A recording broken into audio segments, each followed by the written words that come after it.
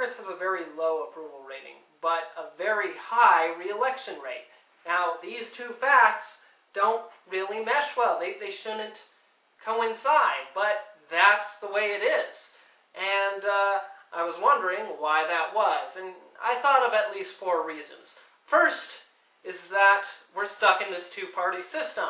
Everyone votes for the lesser of two evils. They're not willing to be brave and vote for a third party, because then they'll be wasting their vote. And since it's plurality voting, there's no reason for them to vote for a third party. They just fall to the apathy of the two-party system and perpetuate the whole thing.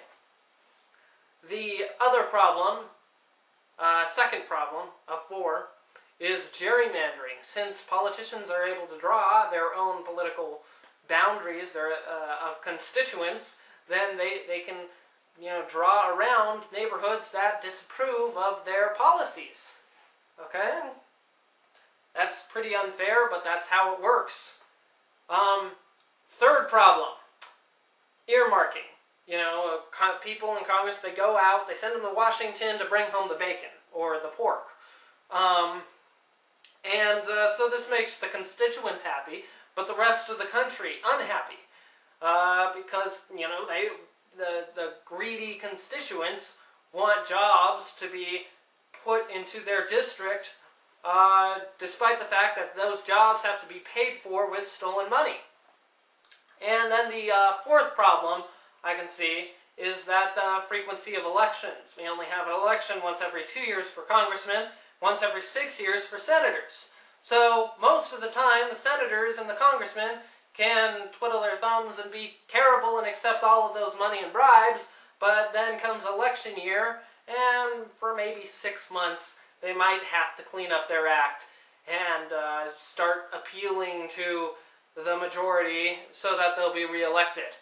And, these 4 factors kind of makes Congress terrible, awful, and not representative of the people. So, how could we solve this? Well, I've thought of a way. Now, this would be a dramatic restructuring of how our government works. And I'm not really seriously proposing that this should be done, but maybe if the Seasteading Institute looked at this video, they might be interested in the concept, or some other new country, new organization that wants to experiment with governance. Basically, you choose your own representation. You don't conduct elections. You don't have these elections based on the rather arbitrary grouping of geography. Instead, you go to your county clerk or wherever, or maybe do it online, and you register with a politician that you like. You say, I like the way this guy votes. I want him to represent me. And every representative has a vote that is precisely as powerful as the number of people who he represents. So this creates competition among the politicians. They're going to have to, they're pretty much going to abandon political parties, because if they are just like the next, if a Republican is just like the next Republican, which is just like the next one, then none of them are going to have a significant number of votes.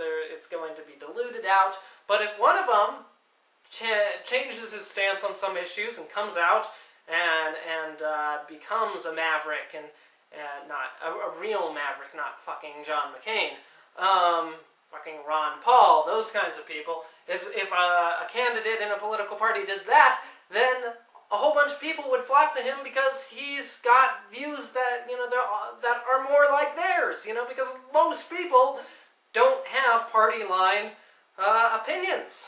So the political realm would diversify, and you'd have all kinds of representatives representing all kinds of opinions. So you wouldn't have libertarians marginalized and have no political offices at all.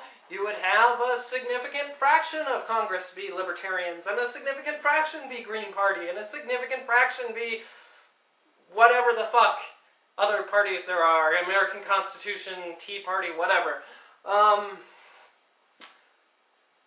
So that's how I see that this would cut back on the two-party system.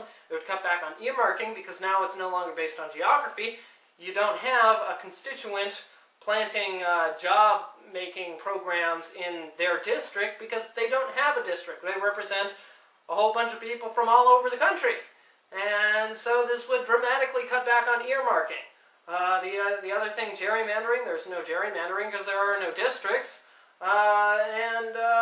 What was the frequency of elections? There are no elections. Everyone can register at any time to change their representative as soon as they feel that that representative is no longer voting well. And this would cut back on corruption too, because if a candidate is misbehaving in office, he loses immediately a large fraction of his constituents who realize that he was paid off for this vote. And you know, there would be newsletters and stuff, full disclosure on how all of Congress is voting, and overall it would improve representation. Now this wouldn't be direct democracy, which direct democracy can be a problem because the public in general is misinformed.